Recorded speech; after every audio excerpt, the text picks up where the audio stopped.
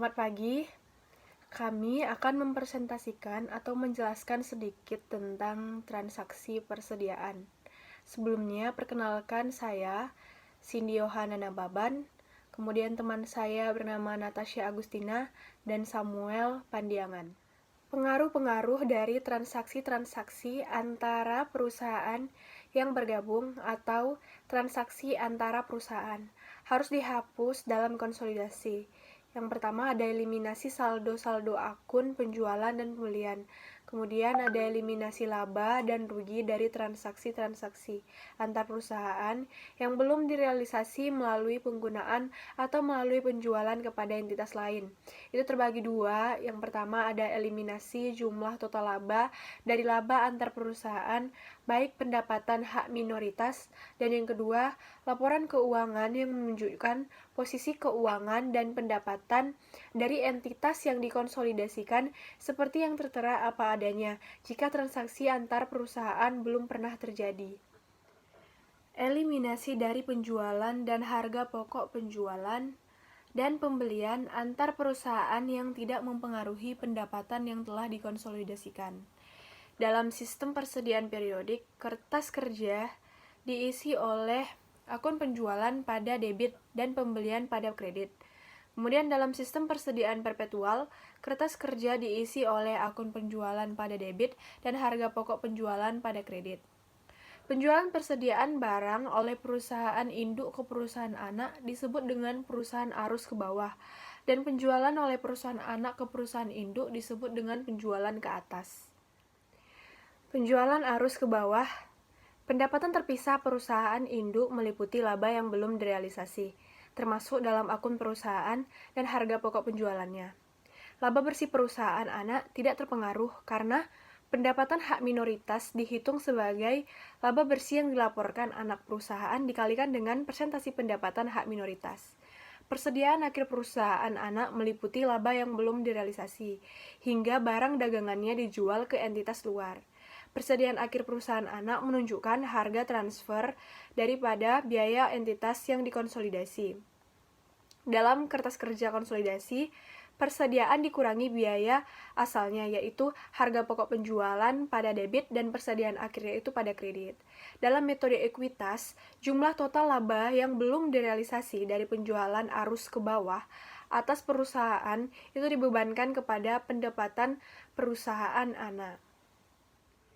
Yang pertama tadi ada penjualan arus ke bawah, dan yang kedua sekarang adalah penjualan arus ke atas. Pendapatan bersih perusahaan anak meliputi jumlah total dari laba yang belum direalisasi, termasuk akun penjualan dan harga pokok penjualan. Laba yang belum direalisasi dalam pendapatan bersih perusahaan anak itu dialokasi secara proporsional kepada pemegang saham mayoritas dan minoritas dalam pencatatan. Pendapatan bersih yang dikonsolidasikan dan pendapatan hak minoritas dihitung berdasarkan pendapatan awal yang direalisasi dari sudut pandang entitas yang dikonsolidasi. Kemudian ada pendapatan perusahaan anak direalisasikan, dicatat sebagai pendapatan bersih, disesuaikan untuk laba antar perusahaan dari penjualan arus ke atas. Kemudian ada pendapatan terpisah perusahaan induk tidak dipengaruhi oleh laba yang belum direalisasi dari penjualan arus ke atas, tetapi pendapatan bersihnya atau yang meliputi pendapatan investasi itu terpengaruh. Persediaan akhir perusahaan induk meliputi laba persediaan yang belum direalisasi hingga barang dagangan dijual kepada entitas luar. Dalam metode ekuitas, hanya saham proporsional perusahaan induk atas laba yang belum direalisasi dari penjualan arus ke atas antar perusahaan dibebankan kepada pendapatan perusahaan anak. Pencatatan laba yang belum direalisasi dari penjualan arus ke bawah. Penjelasannya yang pertama ada dalam kertas kerja konsolidasi, jumlah total dari penjualan antar perusahaan dieliminasi dari penjualan dan harga pokok penjualan. Kemudian, laba yang belum direalisasi dibedakan sampai laba tersebut direalisasi saat penjualan kepada entitas luar. Penangguhannya telah dilengkapi dalam kertas kerja konsolidasi oleh akun kertas kerja yang menambah harga pokok penjualan untuk laba yang belum direalisasi dan mengurangi persediaan akhir oleh biaya awalnya. Kemudian dari sudut pandang entitas yang dikonsolidasi, laba yang belum direalisasi dalam persediaan akhir kurang menekankan pada harga pokok penjualan dan lebih menekankan pada pendapatan bersih yang dikonsolidasi. Pada metode ekuitas, jumlah total dari laba yang belum direalisasi dalam persediaan perusahaan anak dikurangi dari pendapatan investasi dan investasi pada rekening perusahaan anak dalam pencatatan perusahaan induk. Kemudian saat persediaan pada saat persediaan barang dagang yang diperoleh perusahaan anak dari perusahaan induk telah terjual kepada entitas luar, laba antar perusahaan telah terrealisasi. Laba yang belum direalisasi dalam persediaan akhir suatu periode adalah laba yang belum direalisasi dalam persediaan awal pada periode berikutnya. Pengaruh dari laba yang belum direalisasi pada persediaan awal berlawanan dengan laba yang belum direalisasi pada persediaan akhir. Saya akan melanjutkan presentasi berikutnya, di mana pencatatan laba yang belum direalisasi dari penjualan arus ke bawah. Yang pertama, dalam kertas kerja konsolidasi, jumlah total dari penjualan antar perusahaan dieliminasi dari penjualan dan harga pokok penjualan. Yang kedua, laba yang belum direalisasi dibedakan sampai laba tersebut direalisasi sampai penjualan kepada entitas luar. Yang ketiga, saat persediaan barang dagang yang diperoleh perusahaan anak dari perusahaan induk telah terjual kepada entitas luar, laba antar perusahaan telah direalisasi. Yang pertama yaitu laba yang belum direalisasi dalam persediaan akhir pada suatu periode adalah laba yang belum direalisasi dalam persediaan awal pada periode berikutnya.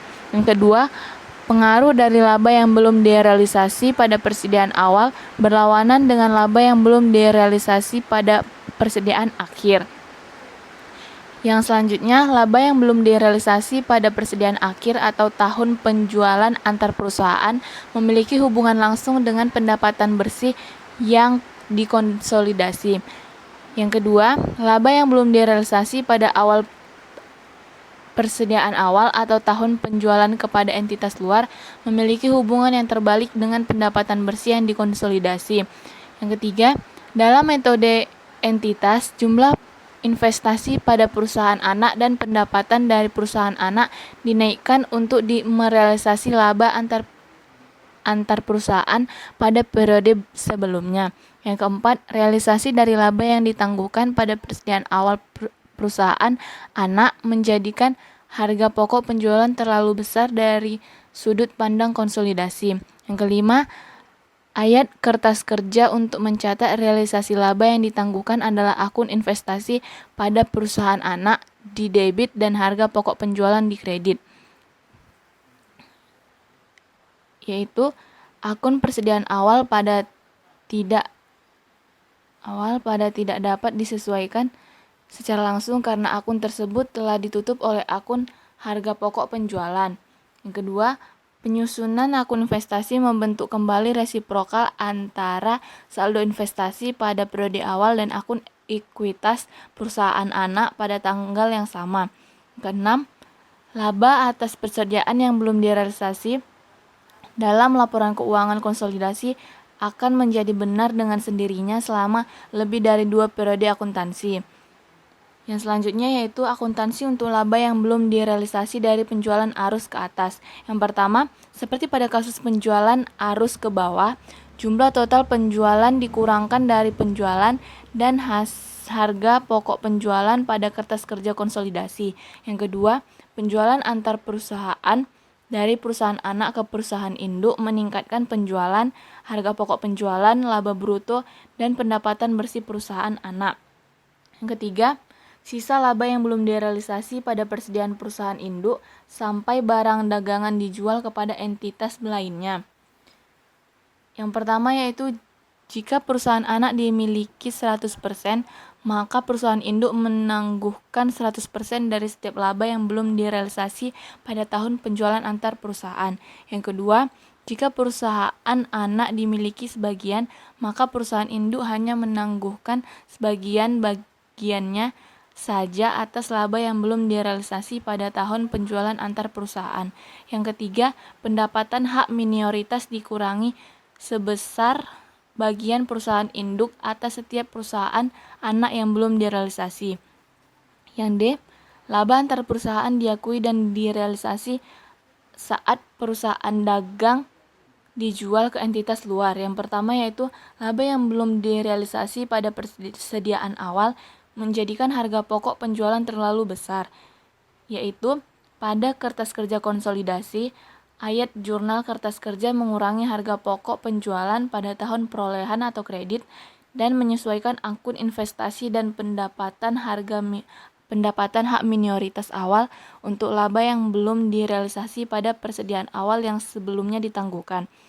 Yang selanjutnya, pengaruh dari laba yang belum direalisasi pada persediaan awal perusahaan induk dan pendapatan bersih yang dikonsolidasi berkebalikan dengan pengaruh dari laba yang belum direalisasi pada persediaan akhir.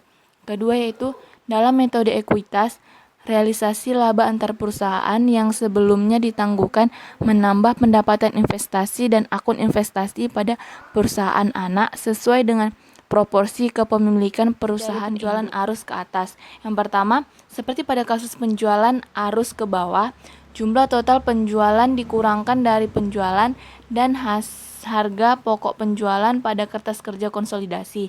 Yang kedua, penjualan antar perusahaan dari perusahaan anak ke perusahaan induk meningkatkan penjualan, harga pokok penjualan, laba bruto, dan pendapatan bersih perusahaan anak. Yang ketiga, sisa laba yang belum direalisasi pada persediaan perusahaan induk sampai barang dagangan dijual kepada entitas lainnya. Yang pertama yaitu jika perusahaan anak dimiliki 100%, maka perusahaan induk menangguhkan 100% dari setiap laba yang belum direalisasi pada tahun penjualan antar perusahaan. Yang kedua, jika perusahaan anak dimiliki sebagian, maka perusahaan induk hanya menangguhkan sebagian bagiannya saja atas laba yang belum direalisasi pada tahun penjualan antar perusahaan. Yang ketiga, pendapatan hak minoritas dikurangi sebesar bagian perusahaan induk atas setiap perusahaan anak yang belum direalisasi. Yang D, laba antar perusahaan diakui dan direalisasi saat perusahaan dagang dijual ke entitas luar. Yang pertama yaitu laba yang belum direalisasi pada persediaan awal menjadikan harga pokok penjualan terlalu besar, yaitu pada kertas kerja konsolidasi, ayat jurnal kertas kerja mengurangi harga pokok penjualan pada tahun perolehan atau kredit dan menyesuaikan akun investasi dan pendapatan hak minoritas awal untuk laba yang belum direalisasi pada persediaan awal yang sebelumnya ditangguhkan. Yang selanjutnya, pengaruh dari laba yang belum direalisasi pada persediaan awal perusahaan induk dan pendapatan bersih yang dikonsolidasi berkebalikan dengan pengaruh dari laba yang belum direalisasi pada persediaan akhir. Kedua yaitu dalam metode ekuitas, realisasi laba antar perusahaan yang sebelumnya ditangguhkan menambah pendapatan investasi dan akun investasi pada perusahaan anak sesuai dengan proporsi kepemilikan perusahaan. Baiklah, saya akan menjelaskan tentang contoh dari transaksi antar persediaan perusahaan. Di sini kami memberikan contoh mengilustrasikan di mana perusahaan Budi memiliki keuntungan 90% yang diperoleh dari perusahaan Andi, di mana nilai buku sama dengan nilai wajar pada awal tahun 2001. Kemudian isinya di mana penjualan perusahaan Budi sebesar 500.000, penjualan perusahaan Andi sebesar 300.000. Kemudian kombinasi atau konsolidasinya sama dengan 500.000 ditambah 300.000 sama dengan 800.000. Kemudian item kedua, harga pokok penjualan perusahaan Budi sebesar 300.000. Kemudian harga pokok penjualan perusahaan Andi sebesar 200.000, maka kombinasi atau konsolidasinya sama dengan 500.000. Kemudian beban-bebannya di mana perusahaan Budi memiliki beban sebesar 100.000, sedangkan perusahaan Andi memiliki beban sebesar 50.000, sehingga kombinasi atau konsolidasinya adalah sebesar 150.000. Kemudian untuk informasi tambahannya itu yang pertama, penjualan antar perusahaan pada tahun 2001 itu sebesar 50.000.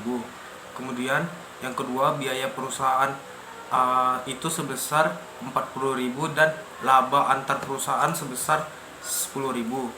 Kemudian yang ketiga, laba yang belum terrealisasi pada tahun 2001 itu ada sebesar 5.000. Kemudian untuk informasi di tahun 2002, sebelumnya tadi itu di tahun 2001, kemudian di tahun 2002 juga terjadi di mana perusahaan Budi memiliki keuntungan 90% yang diperoleh dari perusahaan Andi, di mana nilai buku sama dengan nilai wajar untuk awal tahun 2002, di mana informasinya penjualannya itu sebesar 550.000 untuk perusahaan Budi dan untuk perusahaan Andi sebesar 350.000, sehingga kombinasi atau konsolidasinya sebesar 900.000 didapat dari 550.000 ditambah dengan 350.000. Kemudian yang kedua, harga pokok penjualan, di mana perusahaan Budi sebesar 300.000 dan perusahaan Andi sebesar 200.000, sehingga kombinasi atau konsolidasinya itu sebesar 500.000. Kemudian beban-beban, di mana perusahaan Budi sebesar 140.000 dan perusahaan Andi sebesar 90.000, sehingga kombinasi atau konsolidasinya sebesar 140.000 ditambah dengan 90.000 sama dengan 230.000. Kemudian untuk informasi tambahannya itu sama seperti di tahun 2001, penjualan antar perusahaan pada tahun 2002 sebesar 80.000. Kemudian biaya perusahaan itu sebesar 50.000 dan laba antar perusahaan sebesar 30.000. Kemudian laba yang belum direalisasikan pada tahun 2002 ini sebesar 10.000.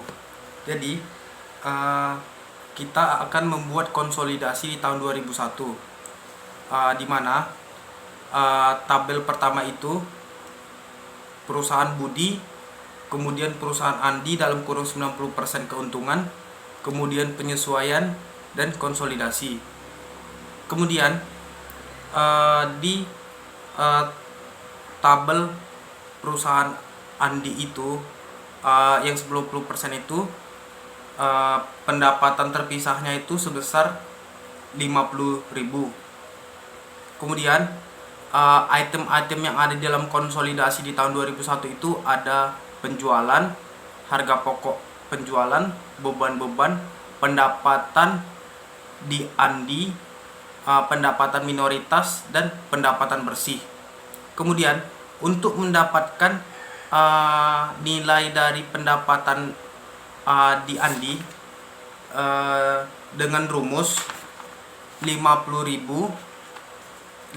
ini kita dapatkan dari pendapatan akhir di Andi 90% dikali dengan 90% karena keuntungannya 90% dikurangi dengan 5.000 ini kita dapat dari laba yang belum direalisasikan pada tahun 2001, sehingga 50.000 dikali 90% sama dengan 45.000, kemudian kita kurangi 5.000 sama dengan 40.000.